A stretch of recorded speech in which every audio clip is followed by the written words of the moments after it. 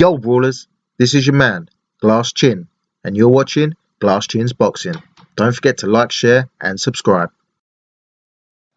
Yo brawlers, doing my Tyson Fury versus Dillian Whyte prediction video I released on Monday, there was a few things I left out when making my choice on who wins, as I didn't want the video to be overly too long. One of the key reasons I'm picking Fury, that I should have mentioned during the breakdown, is their sparring partners they both have in camp. I think Dillian Whyte has chosen poorly when selecting his sparring partners. There's one really good addition in camp, but two odd choices in my opinion. Fury's main sparring partner in camp is Gerald Big Baby Anderson, and he has been sparring with Fury in his last two camps, and Tyson Fury rates him very highly. I released a video on Monday on the Anderson vs Christian Hammer fight that is due to take place on the Fury vs Whyte undercard next month.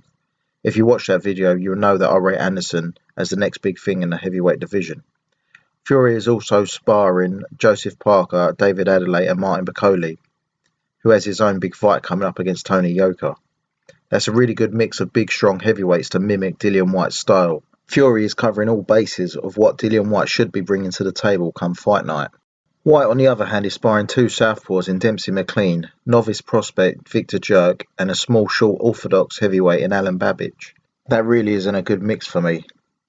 I kind of understand why Whyte has brought in Jerk, even though he has a lack of experience. He's 6'8" and moves fast for a big guy. He likes to box and feint in a similar way to Fury. Fury does like to switch hit and fight with a right hand lead at times, so having one southpaw in camp would make sense to me. McLean is also tall at 6'6", but doesn't fight a whole lot like Tyson Fury. I think having McLean as the most experienced sparring partner is a mistake, and having Babbage in there at all is an even bigger mistake. I know him and Dillian Whyte are friends and he is managed by Whyte, but Babbage really brings nothing to the table in the sense of getting ready for a Tyson Fury style fighter.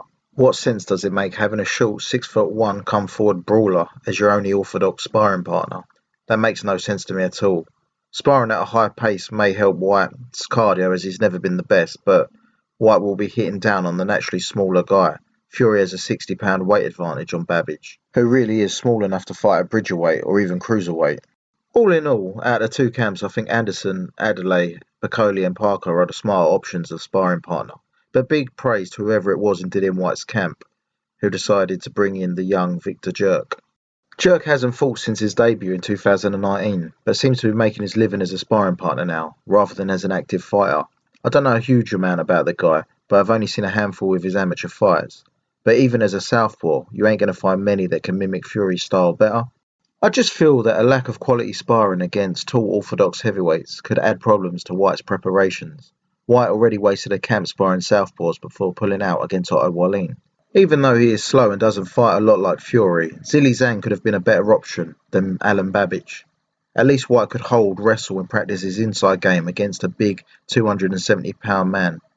Or maybe the best option, if he would have done it, would have been Tony Yoka, as he is maybe the most skillful big man out there outside of Tyson Fury himself.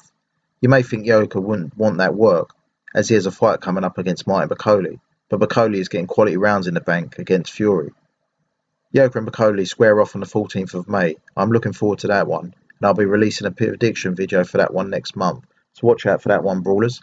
So I'm not sure if you can hear that, but the young lad next door's just put on some loud music. So apologies if that is affecting this audio. Right, brawlers, I think I'll leave this video here. It is Friday night after all, so I think it's about beer o'clock. It sounds like someone's getting pissed up next door. Anyway, let me know what you think of their sparring partners in the comment section. And as always, brawlers, don't forget to like, share and subscribe, and I'll see you on the next video.